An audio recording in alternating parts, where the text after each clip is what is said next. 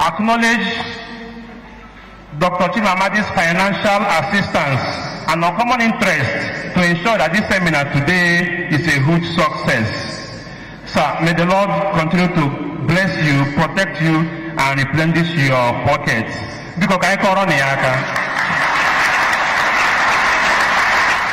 We in OACCMO shall be privileged to work with you to ensure that the faith of our people are rekindled in the church and the society. We shall also be grateful to have you support us in our ongoing projects that are targeted at improving the lives of our less privileged members, including the payment of SSCE exam fees for children of our less privileged members and procurement of vehicles for the transportation of our members. So I want to tell you that our organization is the only organization in the whole world that are paying WAEC fees for children of less members. So far, we have paid WAEC fees for over 100 persons in the last 1 year from our lean resources. We have done it, and no other organization has done it so far. So we have that record. Sir, our one major challenge we have that is biting us so much is the issue of debt payment. Then because of the economy. As I speak to you, sir, now, by the records in the accounts, the parishes in our address is owing us over 41 million naira in form of dues. Like a parish in Amara alone is owing us, I think, 1.2 million naira. So all here now, problem I need from them now, and these are some part of our programs. I want to believe that going forward, all these things will be a thing of the past. I want to once again welcome all of you to this exciting moment and encourage us to be patient and attentive and enjoy the rich harvest of this seminar. I believe that the event will bring a new thing in our spiritual lives as well as our lives as members of this society. May the good Lord bless us all with His presence and grant us a successful seminar and safe journey back home. CMO, Christ is our leader.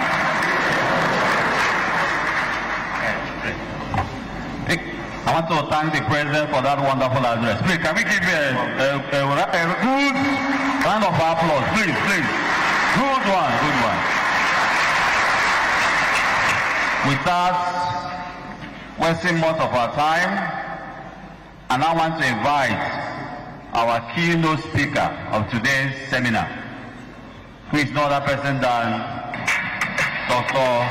Chimamadi Buruburu, to come and give us his keynote address.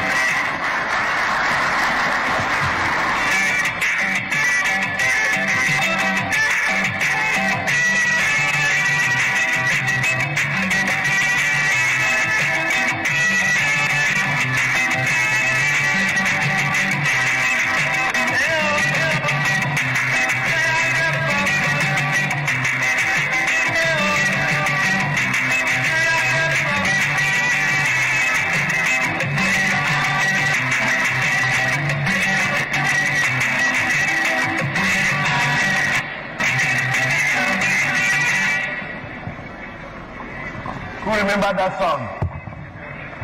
Ndenna, who remember that song? Come on, don't disappoint me. Who remember that song? That small service by Peter Sai Uton. Where are the prophets? I want to thank the leadership of the CMO for inviting me today to be the guest speaker in today's seminar, and I want to adopt the President's established order of protocol.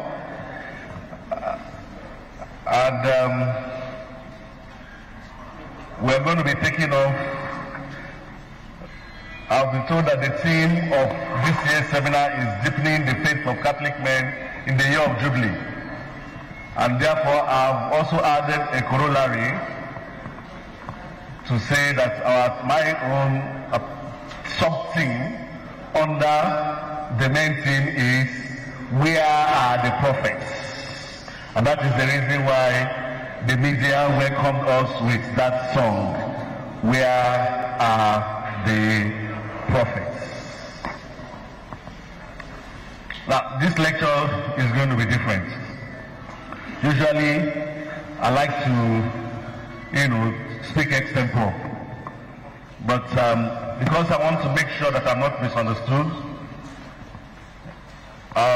sometimes I will stick to scripts, and sometimes I would go extempore, and some other times we will come to our now famous boards. Who knows these boards? These boards. You seen it before? All right. So, my brothers in Christ, we are gathered in the year of the Jubilee, a sacred time of renewal, forgiveness, and homecoming. In biblical tradition, the Jubilee meant liberty to captives, debts forgiven, lands restored, and justice renewed in the land. In fact, Jesus himself announced his mission by proclaiming that the year of the Lord's favor has arrived, setting free the oppressed. Therefore, Jubilee is a time when God resets the social order to its proper balance under righteousness. And so today, our theme is deepening the faith of the Catholic men in the year of the Jubilee. And I will also pose a challenging question in this talk, where are the prophets? In terms of moral crisis and societal injustice, God raised up prophets, men who boldly spoke truth to power and called the community back to faithfulness. As Catholic men celebrating Jubilee, we must ask, where are those prophetic voices today? Are we perhaps called to be those voices?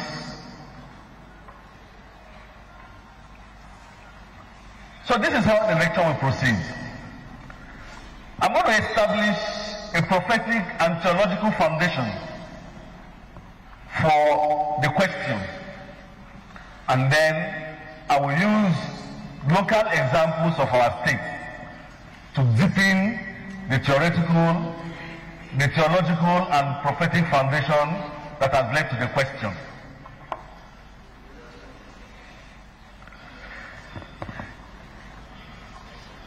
In biblical times, God sent prophets.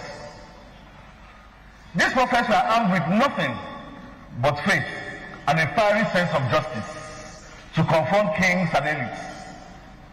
Let's consider, for example, Prophet Nathan in the Old Testament. We know that King David was beloved of God, wasn't he? But at some point he fell into grievous sin. He coveted the wife of one of his soldiers. He abused his power as it were and took another man's wife. And not only did he do that, he engineered the death of this innocent man. Who would dare correct a king? It fell to Nathan, a court prophet but a righteous man, to deliver God's indictment. And so Nathan went to David and gave him a story of someone who stole a poor man's only lamb, rising the righteous indignation in David. And David thundered, "Who is this man that we may put him to the sword?" Nathan looked at him and said, "You are the man." That was courage. By bravely revealing David's sin, Nathan piqued the king's conscience, leading him to repent in humility. Another example that stares us in the face is Prophet Elijah, who confronted wicked King Ahab and Queen Jezebel.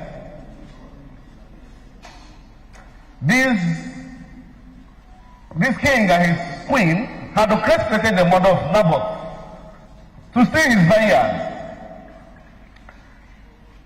Elijah boldly walked into that vineyard, unbound, to pronounce God's judgment on the king. The scripture tells us that Ahab greeted him thus: "So you have found me out, my enemy."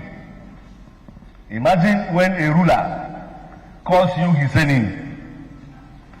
Elijah responded that yes, God has seen the evil because you have sold yourself to do evil in the sight of the Lord, and pronounced judgment on Ahab.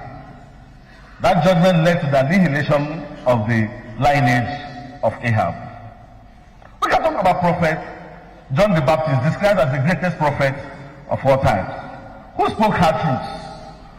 Or do we talk about prophet Amos or prophet Isaiah? The biblical prophets consistently exposed injustice and called the community back to truth, mercy, and accountability under God. My brothers, have we noticed a pattern? The pattern is that prophets are not necessarily popular or powerful figures, right? Follow me. Were they popular or powerful figures? No, they weren't. They were often lonely voices, ridiculed and persecuted. They were ordinary men, shepherds, farmers, priests, laymen, but they were seized by an extraordinary mission. What set them apart was an unshakable faith in God's righteousness and a willingness to risk everything to proclaim it. It's not as if they delighted in criticizing leaders, no. Rather, they were compelled by the Spirit to defend the covenant values of justice and compassion. So they confronted kings to defend the poor, the oppressed, the voiceless. In doing so, they actually called even the mighty to salvation by urging them away from evil. Now somebody might say, but Mazi Bulubulu, this was olden times. These people had the anointing. God is this still calling prophets? Yes, he does. The question is, are we listening? Are we willing, like Nathan, Elijah, or John the Baptist, to stand up for what is right in our homes, in our workplaces, in our communities? Or will we remain silent and comfortable? Like somebody said, evil triumphs. Alone. Get at least 2 or 3. So in this series of Jubilee, God is indeed looking for people to stand in the gap, to defend the breach in society's walls where injustice is flooding. Where are the prophets who will answer that call today? What is the prophetic role of the Anglican Catholic today? The church insists that the work of prophecy is not confined to biblical history or to the clergy. Are we together? Is there a problem? Please, let's tone it down. The prophetic calling is a calling for every laity, for us. In fact, the Second Vatican Council reminded us that lay people have an active part to play in sanctifying the temporal order. The Gazum expects, what is the Council's pastoral constitution on the church in the modern world, speaks directly to the Christian responsibility in societal and political life when it says all Christians must be aware of their own specific vocation within the political community. Even our catechism says that it is the duty of citizens to contribute along with the civil authorities to the good of society in a spirit of truth, justice, solidarity, and freedom. Notice the 4 standing words: truth, justice, solidarity, and freedom. So every Christian therefore has an obligation to speak up when those in power violate human dignity of the common good. Even under the guidance of Pope Francis, who often speaks about the vital role of the laity in politics and society, he warns that we cannot wash our hands off politics, leaving it to what he called others. Because politics profoundly affects human dignity and justice. In fact, he says, and I want to quote him directly, politics, though often denigrated, remains a lofty vocation and one of the highest forms of charity, inasmuch as it seeks the common good, unquote. My brothers, deepening our faith as Catholic men means embracing the prophetic mission. It can be something as simple as raising an uncomfortable question during meetings, or refusing to go along with a bribe, or organizing a petition, or even writing an open letter. A friend of mine is in trouble recently for writing an open letter. We'll come to that. He's seated here. It means not joining in the cynical chatter like nothing can change. Everyone is corrupt. Who cares? They've already written the results. It doesn't matter anymore. No. Each of us can be in our own sphere a voice like Nathan's saying, this is wrong, when we see wrongdoing. Or a voice like Amos urging, let justice flow. This is part of our living out our baptismal confirmation. So, having laid this theological foundation and prophetic foundation, let us return to our immediate context, our community, our state. What are the injustices and challenges crying out for the prophetic witness here and now? We cannot be prophets in a vacuum. We must read the signs and times and respond to the concrete realities around us. For the remainder of this talk, therefore, I will shine a light on the situation in Imo State, especially the issue of public resources and the lack of development, which I know is close to all our hearts. This is where our faith must meet action. Brothers, brace yourselves, because it is not going to be comfortable. Let us begin. This is my board. I will explain what this board says. Between 2019 to April 2025, the local governments in Imo State, all 27 of them,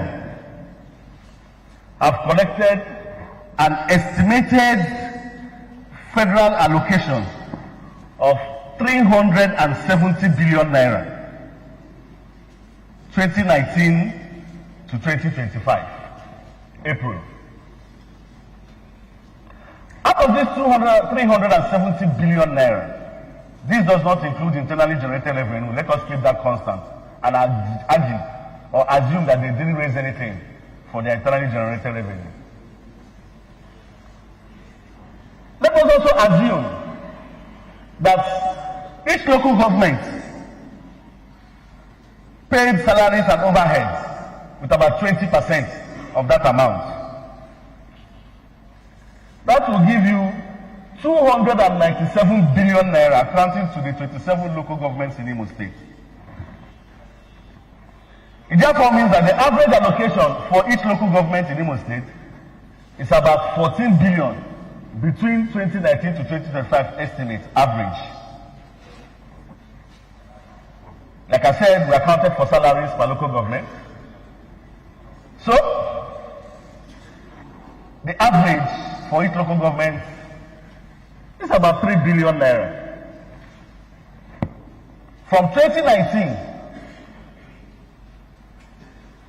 till, in fact, in 2023, from 2023, after the lifting of subsidy, revenue started growing exponentially.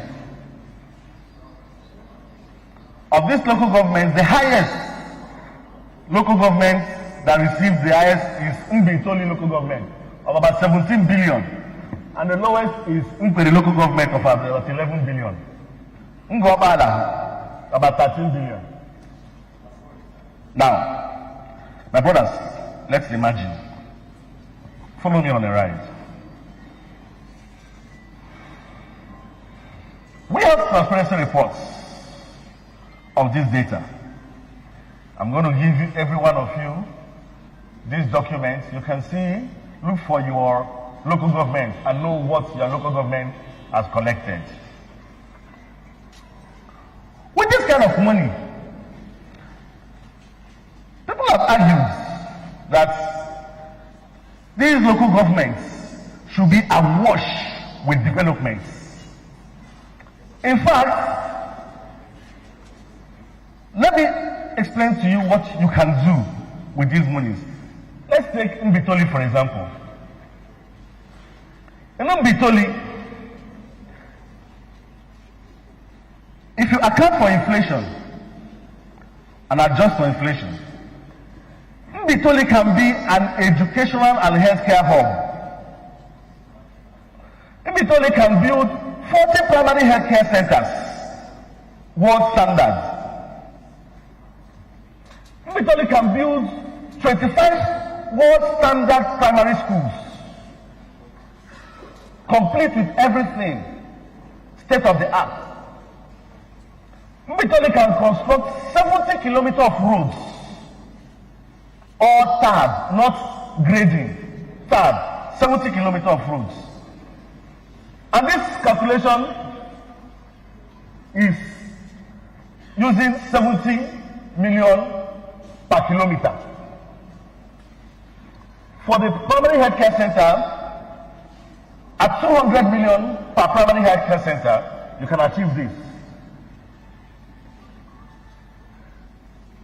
A local government like Owerri, for example, can have 30 brand new primary healthcare centers.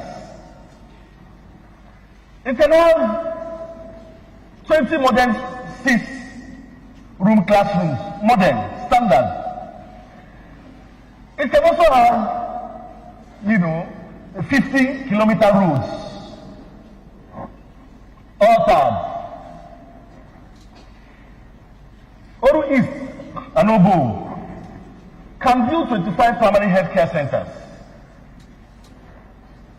And the story just goes. I'm giving you imagine what I'm trying to say, right? Do you imagine what I'm saying? I'm saying with this kind of money, our state should be an El Dorado. Our state should be considered one of the most developed states in Nigeria. That's the argument I'm making. How many of you that come from this local government have driven around some of these world-class primary healthcare centers? Please raise your hand. It's not in your, you've not seen them? Come on, it must be in your local government. Okay, how many of you have seen world-class public schools in your local government? How many of you? Okay, the roads are all tarred, right? Brethren, where did 270 billion naira go to? Sorry, where is this 297 billion naira there for? The tale of development was is that out of 563 primary healthcare centers in Imo State, out of 563 primary healthcare centers in Imo State, only 15 is functional. And when I mean functional, I mean it's manageable. And this functionality is that when women want to give birth, what will betide that woman if she gives birth in the evening? They will use lamp, you know lamps, to deliver that child.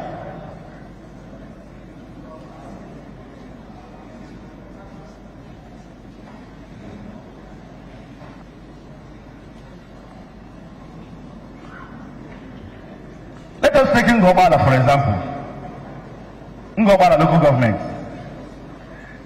The roads in Ngobala local government is so bad that even the road leading to the local government that has collected 13 billion naira is cut off. You can't access it. is cut off.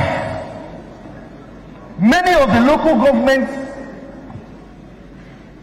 headquarters have been overgrown by weeds.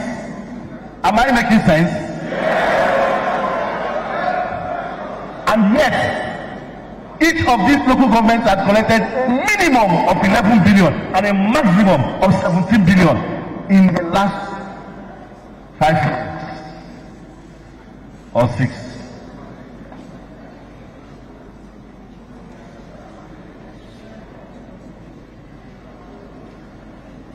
The state of the primary health care center in Imo State is so bad that recently there was an outbreak of diphtheria where children died in Umbise and in Hinembano. Are we aware of that?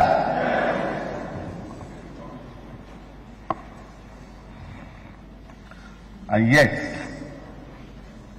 these local governments have collected these amounts of money. So if you can't find this room, if you can't see these public primary care health centers, if you can't find these world-class primary schools, the state of education in primary schools is even another story. Many of you fathers, when the president said that you people don't pay your dues, I laughed to myself. I said, do you know how much you are paying in private school fees? Private schools. Am I right? Many of your children are now in private schools. If these public schools were working, will you send your children to private schools? And yet, your local government, who all belong to local government, has collected a minimum of 11 billion and a maximum of 17 billion. And yet, this is what you see.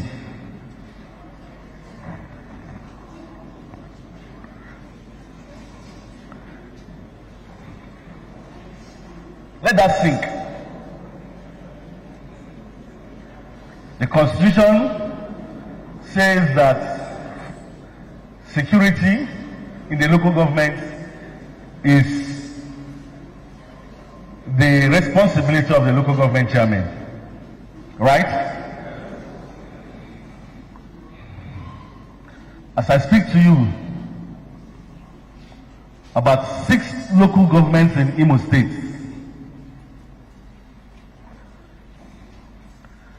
are no longer governable. Some of these local governments like Okigwe, Osu, Onimo, Oru East, the Delta nations have left your local governments and now live in Owerri. Am I right? In fact, in Ibitoli, there's a community called Ifakala in Ibitoli. This Ifakala community has been taken over by non-state actors so that they have now become a municipal government on themselves, administering laws in that place. Are you aware? In the Hitubuama Institute, the same thing. When people quarrel in these places, they take it to non-state actors. Let me break your heart. Many of your local government chairmen have all abandoned their headquarters and are now living in Owerri. Recently, there was a massacre in Archdiocesan. Did you hear about it?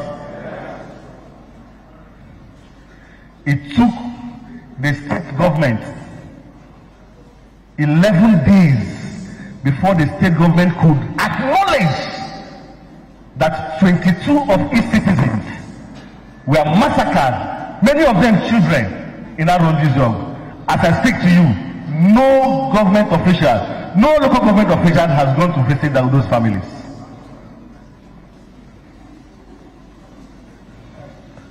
But these local governments have collected huge sums of money. With that money, let me tell you what you can achieve in terms of security. In terms of security, you can have patrol vehicles, street lights. You can get your vigilantes, arm them and pay them regularly. Create a signal system so that once it starts happening somewhere, you create a buzz so that everybody knows and the community is aware. Erect watchtowers. We know that the issue of insecurity in Imo State is Hydra-headed. Okay? We know the political part of it. There are also the criminal part. And we have insisted that the central government must help us as a matter of urgency by immediately, without condition, releasing Mazi Nnamdi Kanu. We have said that. But there are also the criminal elements, components to that. And yet, these local governments get their money regularly. It is so bad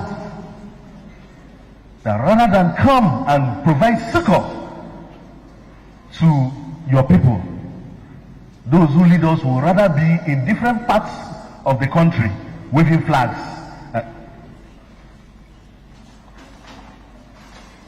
So, this is a tale of developmental woes, if you would say. The question is therefore, where is the money? Where is the country? Who is with this money? Why is nobody asking questions? Pensioners work for 35 years, no pension. Civil servants, sometimes some are paid and some are not paid. Nobody is asking questions and saying, what is that glitch in the payment system in the state that every month, sometimes some people will not be paid? Are you aware of this? What is that glitch? Who is petitioning? Who is asking questions? Where are the prophets? Have we become so cowardly that we can't ask questions anymore?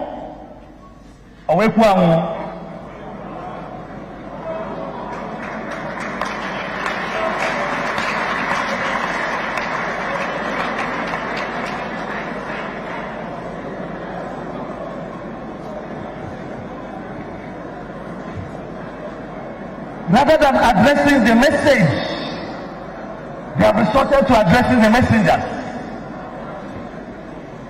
My good friend here, Honorable Blinds Ramajirong, wrote an open letter asking the authorities to do something just 48 hours ago, asking them to do something on the state of Ngopala roads. The next day, 2 of his shops were sealed by government. The very next day. I was their friend, but I started asking questions. All of a sudden, they have released their social media urchins. They say, I am a northern surrogate. They call me Alhaji Chima now. They have blackmailed me, all kinds of things. But you know what the Bible tells us? Oshigi, do not be aware of those that can kill the body but cannot kill the soul.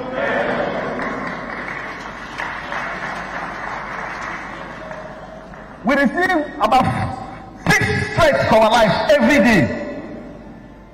Every day we receive threats to our lives because we are asking questions. The point I'm making is that being a prophet is not going to be easy. There are consequences. There are going to be consequences on you. There will be consequences, my brethren, because you are asking questions. But what is more dangerous is silence. That is what is more dangerous. Not what will happen to you. When your time comes, you will go.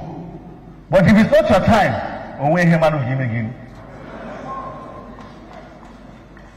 you will ask questions. What is more dangerous is that if you keep quiet, your generation yet unborn will continue to suffer this. Your children, after you have answered them, sir, your children and children's children will also answer them, sir. They answer their children. Education is the only thing that bridges the gap between the rich and the poor. When they destroy it and take it away from you, what else is left? When your wives can no longer deliver safely. Imo State has the highest level of maternal mortality rates at 1,863 in the country, even above the average. It is not far-fetched. It is because of the state of our primary health care centers.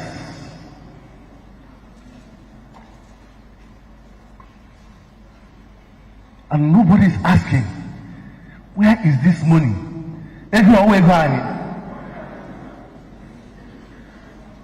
I'm trying to get you to start acting like the prophets that you are in this year of Jubilee. We will no longer keep quiet. And we want to send a warning.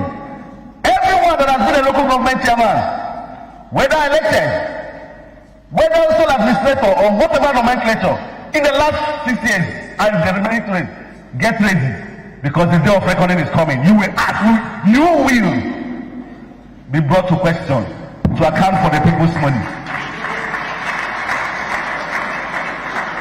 Send petitions to EFCC. Petition people. There are institutions here. Ask questions. That is your prophetic calling. Rise up, O men of God.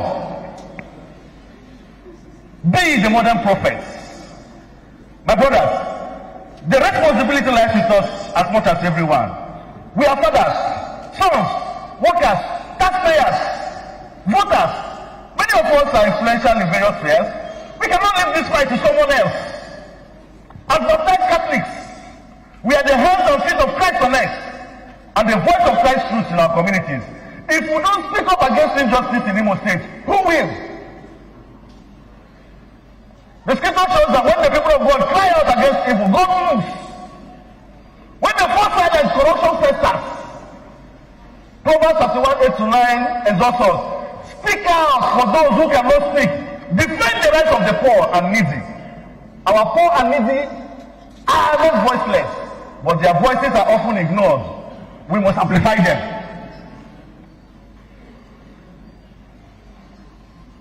So I issue this challenge today to this Catholic men organization. Will you be prophets that God is looking for in this Imo State today? Will you be prophets today? Who's the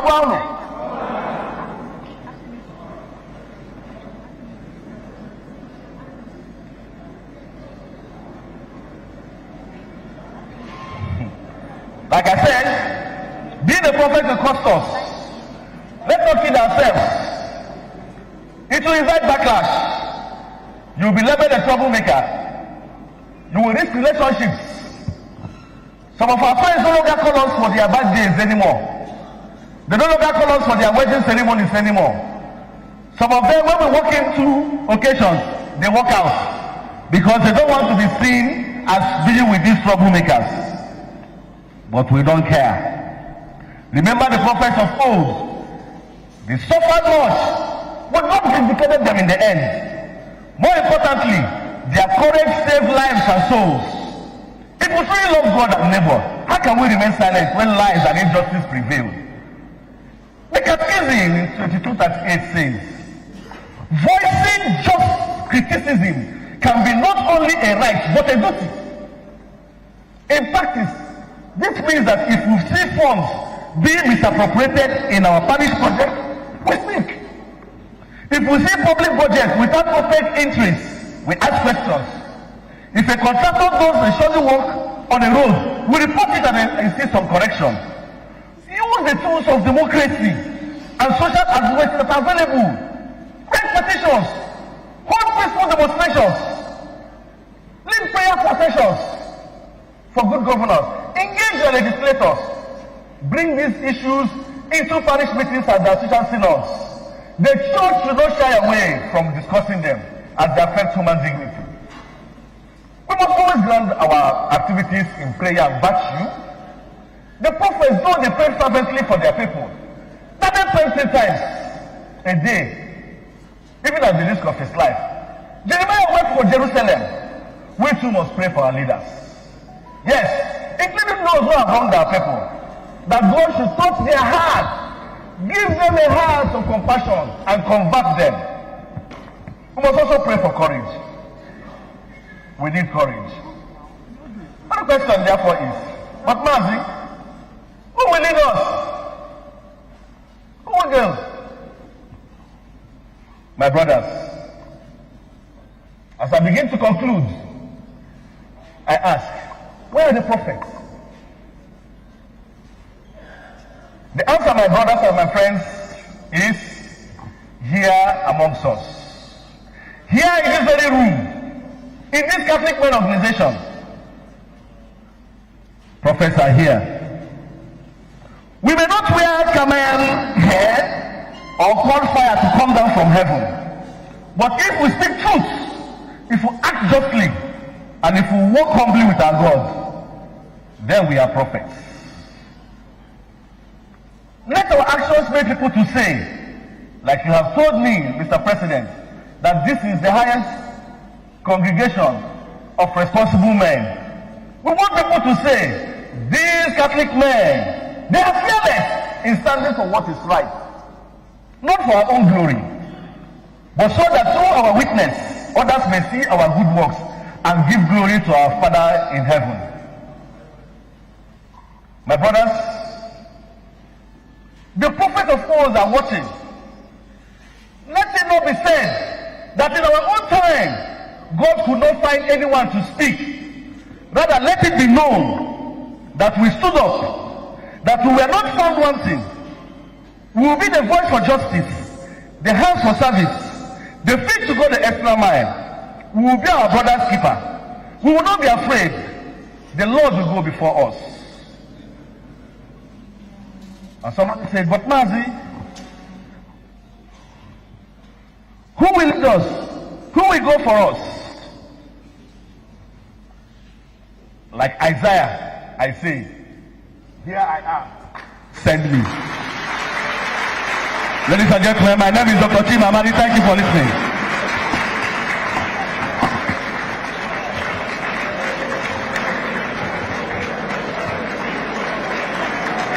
Can we give him a standing ovation? A standing ovation.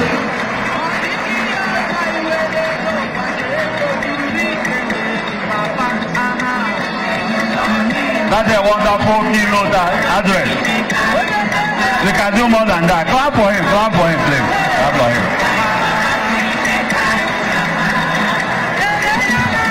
Can we sit down? Can we sit?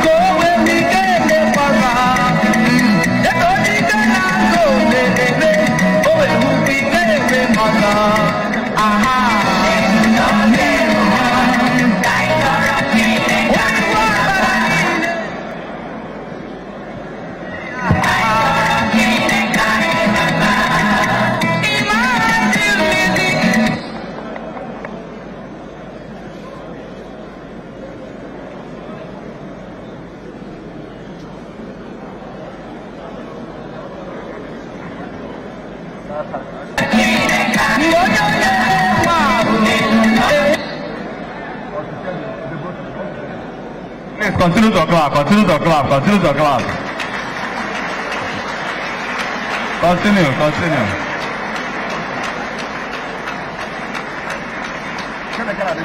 All right.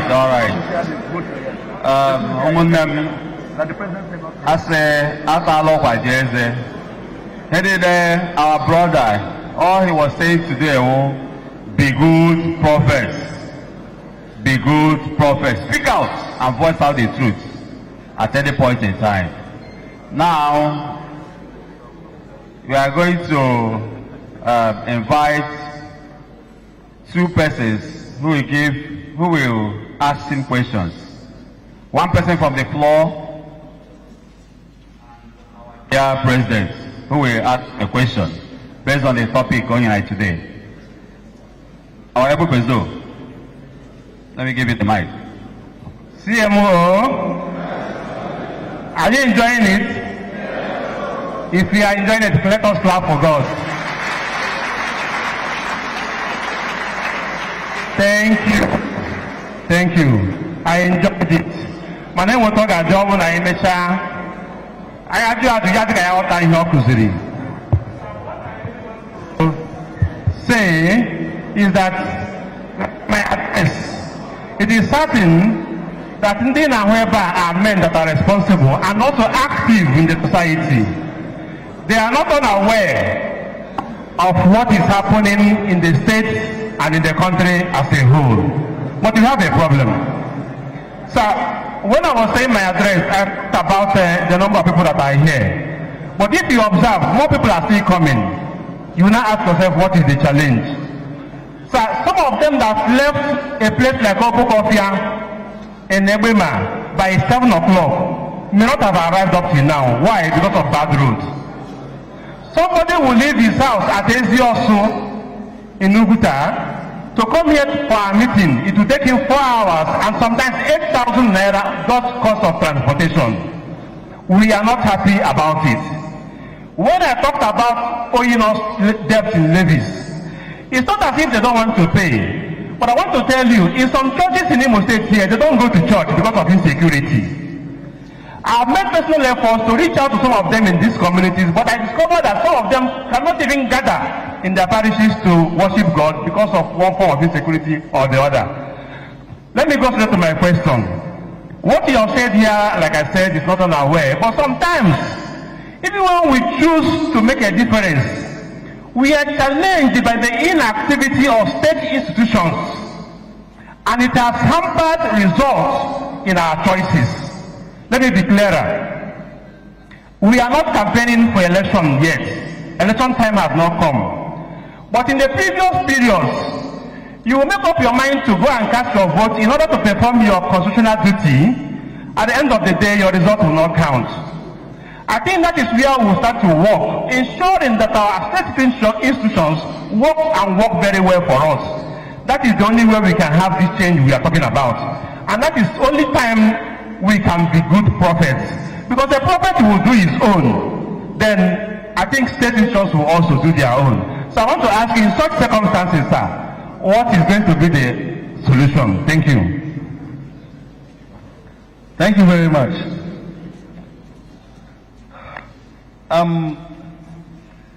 The reality is this, that nothing lasts forever. Okay?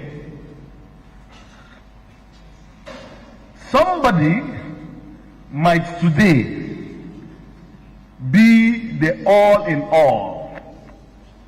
He has somehow found a way to corrupt and capture state institutions. But one day, that person will no longer be in government, or will no longer have that influence. Have we not seen situations in this country where new administrations come and got dust to all petitions? Have we not seen it? Have we not seen it? Your own is to do your own. Use the institutions of democracy, like I've said. And there are several tools. Have you petitioned? Have you used the most powerful tool that you have, which is media? Let me tell you something, my brother. Forget what you say. They are afraid. Back in the days, what we had was just traditional media. So until you grease the palm of the traditional media, nothing gets reported. Today, one small boy can just by the click of his hands pass message that in 5 minutes the entire world have become aware of that. Social media, that's what it's called, isn't it? One of the most influential young men today in Nigeria that is leading a movement of people in Nigeria is a social media influencer called Very Dark Man. He's not a journalist, but he's affecting lives. He has his own idiosyncrasies, but it's affecting lives. We have the tools. And this issue of our votes don't count. People only rig where they are popular. Is it not in this same state where the people rose and said never again and drove somebody away in just one term? These people had all the money, they had all the powers, but the people resisted, isn't it? Am I communicating? The people resisted. In fact, I want to say that it was prophets in the church that led that resistance. Am I lying? The church led that resistance because the church said enough is enough. So we have done it before. The only reason why it's as if they're getting away with it is because we have become indifferent. Nothing will change. If we arise and say this time will not be the same, I tell you, these people will be afraid. They are afraid of you. They want you to be indifferent. The day you wake up from your slumber, they will be afraid of you and they will do the right thing. Thank you. Thank you, sir. Thank you, sir. I think this will end it all so that we can move straight to the next function. Any other question? You have another question? Okay, please, just one more, and this segment. Christ is our leader. Christ is our leader. I think I have to come down to our native language. Our honorable brother Christo Koroji from Owerri, St. Thomas Mount to be precise. Guest speaker, sir, I am not a Hebrew. I say, Olebe the prophet, no. Mana to me, I'm a prophet already. Ndani never go baraka. Saga rola and you try. Eba isi para hosha ha de atazuko fuebe. Nele baganya na he basrai. Na ebe shi haputa. Mahedo cha na emege. Ola advice ige enye ndi deranga na ndi waputara ha. Owa ha sa lowa. Kwa ga enye ha ndi also. Thank you. Thank you very much.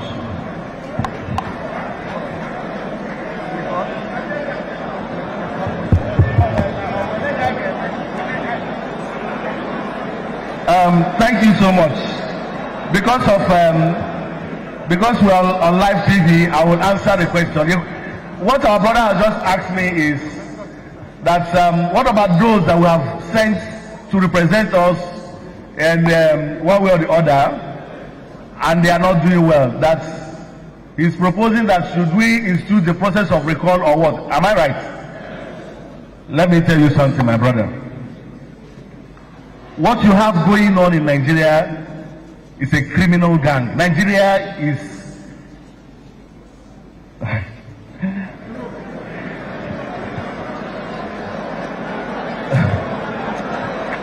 let me explain to you what the elite, what they do. I want to give you two perspectives why a recall process may be far-fetched. And I've engaged with the electoral process for the last 2.5 decades. So I know. I've observed 3 recall processes and they all failed. One thing the rich and the elite, those who are stronger than us, do is they protect themselves. Nigeria is perhaps the only country where after every election, the ruling class will meet and start adjusting the electoral act. They find out mistakes that didn't favor them in the last election and they correct it to protect themselves. The elite will always protect themselves. That's what. So the process of recall in Nigeria was deliberately arranged in such a way that it has become practically impossible to recall anybody. The condition for recall is neither here nor there. And that is because they know the power of the people. So they protected themselves. Rather than waste time, effort, money, and start, I'm a realist, a process, a wide good chase that will end up not working. Leave them, go home, pick up your PVC, clean it very well, shine it, wake up in the morning, look at it, and pocket it. Make up your mind that you'll be part of the electoral process. The CVR, Continuous Voters Registration, is about to start. Register in mass. Go out and register. They are afraid of you. The only reason why they get away with it is because on election day, our people take peanuts and sell their consciences. But if prophets arise and say, today, this time will be different, I assure you that there's nothing they can do. There's what you call a citizen mandate protection. We have not done it apart from 2011. We vote and we go home. No, you vote, you remain there. Follow it all the way. Follow it all the way till the results are announced. Although in our state we have a peculiar situation where we did that, and then Abuja. Thank you so much. Thank you, sir. Please, I will beg us. I have to say questions at this point. Remember, we have our guest lecturer also waiting. But at this point now, before Mazi leaves, Mas, I want to tell you something. That we invited you here today to be our keynote speaker is not just out of nothing. It's because we have followed your antecedents.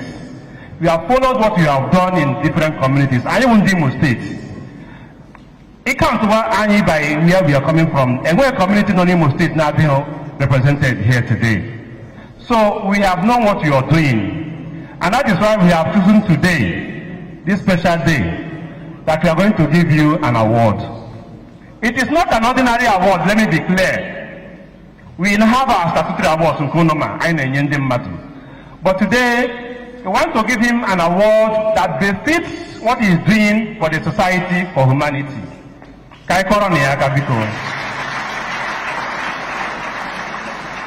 We have chosen a befitting title for him. And now today, now Honunine, now Handunu represents across the Archdiocesan. I Netia Ubu Ndenna, the pride of Catholic men.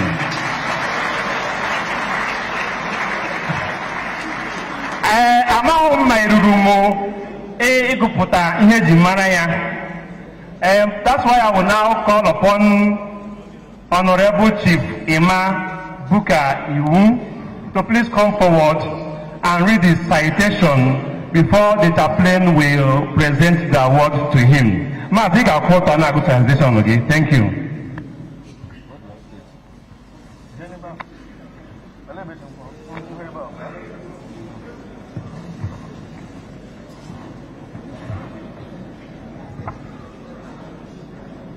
CMO,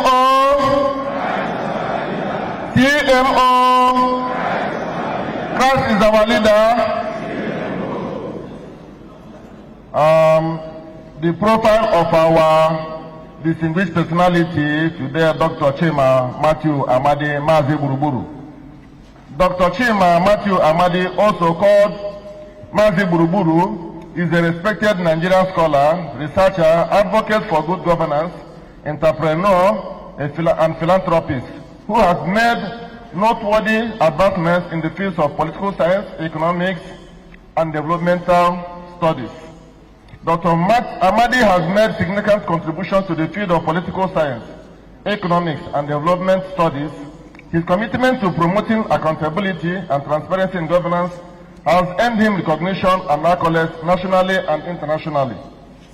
He is the founder and former chairman of the Board of Trustees of the Center for Transparency Advocates, CTA, chairs the Julian Math Group, and founded the Jude and Juliana Foundation.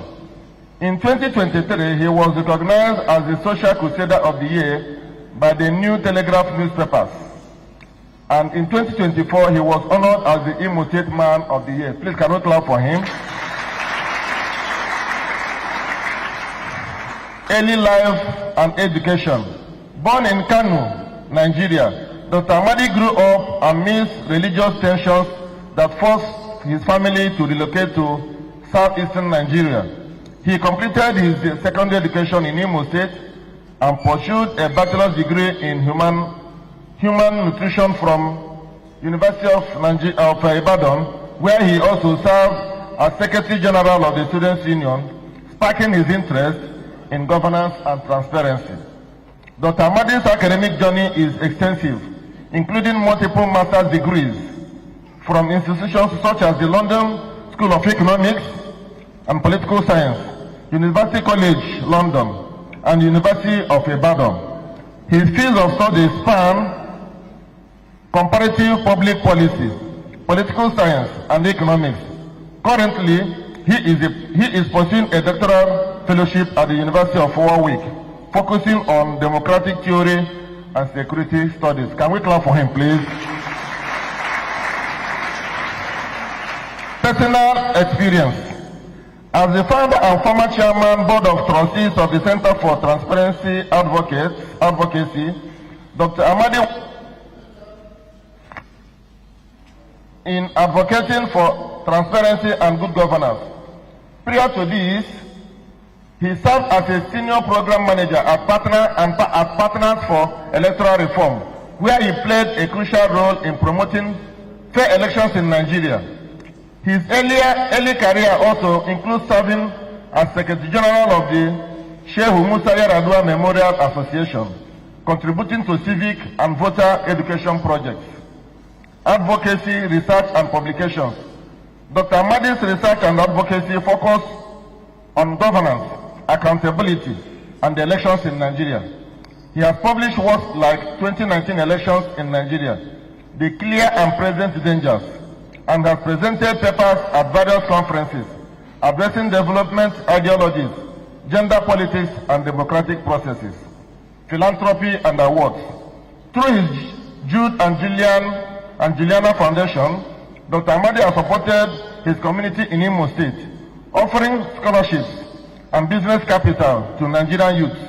His philanthropic efforts earned him the Opata Ozo Hawan of Ngopala title in 2024. Additionally, he has received numerous academic awards, including the prestigious Chevening Scholarship and the Jude Awoye Prize for Foreign Policy Analysis. In 2024, Dr. Amadi formed the Mazi organization, also known as TMO, an organization founded by Dr. Chimamati Amadi, aimed at fostering community engagement, driving development, and contributing to nation building. Dr. Amadi continues making impactful contributions to academia, governance, and development studies. Please, can we clap for our prophet? Thank you very much. Thank you, Honorable Yamabuka. At this point, I would now respectfully call our chaplain, Father will come out, yes. Father, you gave away Maricha award, the Mama Hotla award down. Father Chaplain gave away award that present here to Mazi, who from today on, Wuzi Ubundina, or what they add there, can see more.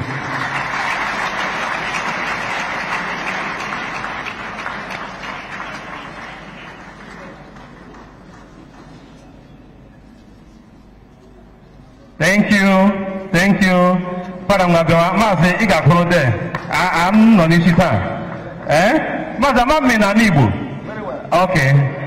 When I go there, the kind of Agro, how many how many Keduru? I just say, Ojime Mono, Herikagia, Kopalamo, Bosim Gehogi, Yemde Meregodia, Kopalamo, This is the first time we are giving such award because of what he has done for us and for the state. And that is why we feel it is very befitting to so confer him with this award. Mazi, Mwabuga Adre, Faguram is small challenges saying with the London.